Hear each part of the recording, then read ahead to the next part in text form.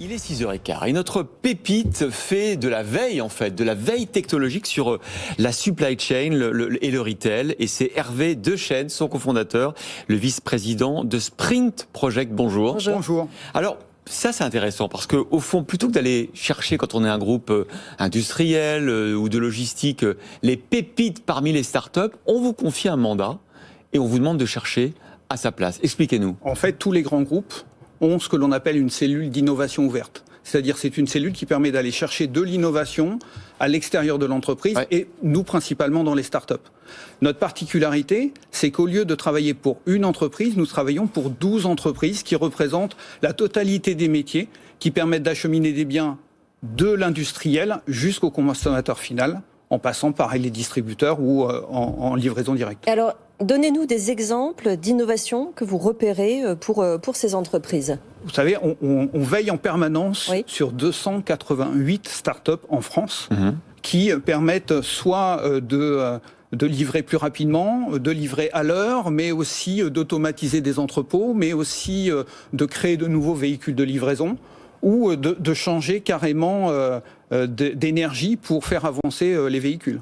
Alors, on en a reçu beaucoup avec Sandra au cours des derniers mois, ces entreprises. Effectivement, de la logistique, c'est un secteur qui est en pleine révolution avec les capteurs, les traceurs, et puis aussi l'explosion, évidemment, du e-commerce pendant cette année 2020.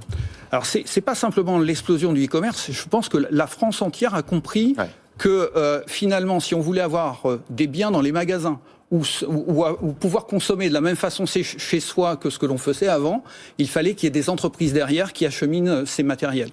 Donc il y a eu un grand boom. Non seulement il y a eu cette prise de conscience, mais vous avez plus de 20% de nouvelles créations d'entreprises, de nouvelles startups dans ce domaine-là durant l'année 2020. D'où l'importance de faire le lien justement entre ces nouvelles entreprises, les startups, les innovations et les grands groupes. Vous vous occupez de faire le pont ensuite, une fois que les innovations sont trouvées, entre ces startups et ces clients. Exactement.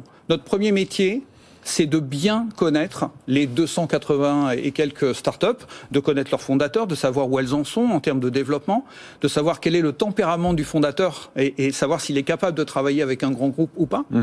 Deuxièmement, c'est de préparer nos clients à recevoir cette innovation et ne pas la rejeter au moment où elle peut être intégrée dans les entreprises. Et puis surtout, de créer des alliances et qui soient des alliances qui soient durables et faisables. Mais alors du coup, il n'y a pas de la concurrence entre vos clients. Vous avez une douzaine de grands noms, je ne vais pas tous les citer, mais on voit bien DPD Group, FM Logistique, Frecklin, Generis Group, bref, des grands noms de la logistique. Ils n'ont pas envie chacun que la bonne start-up, la bonne innovation technologique que vous avez repérée, ça soit pour eux, pas pour les concurrents? Oui et non. Ah. Oui, parce que globalement, ils travaillent sur le même secteur, même si lorsque l'on fait rentrer un nouveau client, on demande l'approbation des autres clients, même si nous sommes une société privée. Mais les ennemis de mes ennemis sont mes amis. En fait, leurs plus gros concurrents sont les très gros distributeurs mondiaux, que sont par exemple Amazon ou Alibaba, qui ont décidé de reprendre la totalité de ces métiers-là. D'accord, d'avoir les intégrer en fait. Exactement. Donc à partir de ce moment-là, individuellement, ils ne sont pas capables de faire émerger une innovation. Alors que s'ils se mettent ensemble, à ce moment-là, on peut avoir une traction sur telle ou telle solution. Alors, vous, avec vos clients, ces 12 gros clients que vous avez, comment vous fonctionnez? Ils vous payent un abonnement? C'est dans une durée limitée, cette recherche d'innovation? Non, en fait, on a des contrats de 3 ans. Et pendant ces 3 ans-là, c'est un abonnement annuel. Et pendant ces 3 ans-là, on leur produit à la fois de la veille, mais à la fois de la mise en relation, des notes de tendance et justement de mettre les gens autour d'une table, autour d'un projet d'innovation et de le faire avancer aussi. C'est ce que l'on appelle le pilotage de projets de co-développement. Et du côté des startups que vous suivez en état de veille permanent, est-ce que eux vous rémunèrent? Non. Non. Non. C'est plutôt le côté sympa du métier. C'est qu'on a un métier qui est formidable. En fait, on les rencontre en permanence et on crée de la relation et on leur permet justement de se développer plus rapidement.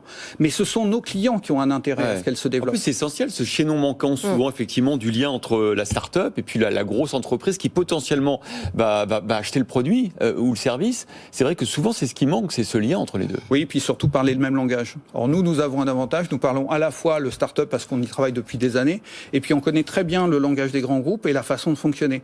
Et être capable de faire valoir les différences de fonctionnement et les différences de langage est primordial dans ce métier-là. Et alors vous n'êtes que 9 à surveiller 300 startups. Vous vous rendez compte Ça me paraît énorme. Non, c'est parce que c'est un métier, c'est une démarche que l'on a vraiment professionnalisée ces 3 dernières années. C'est effectivement ces 9 personnes pour rencontrer ces startups, mais on les rencontre pas tous les jours. On les rencontre certaines 3 fois ou 4 fois dans l'année, certaines on va les rencontrer 1 fois par an, selon l'actualité à la fois du secteur et selon les besoins de nos clients et ce que l'on sait de leur développement. Voilà, les têtes chercheuses de Sprint Project avec le cofondateur, vice-président stratégie Hervé Dechêne. C'est intéressant, innovant et original. Merci d'avoir été avec nous ce matin.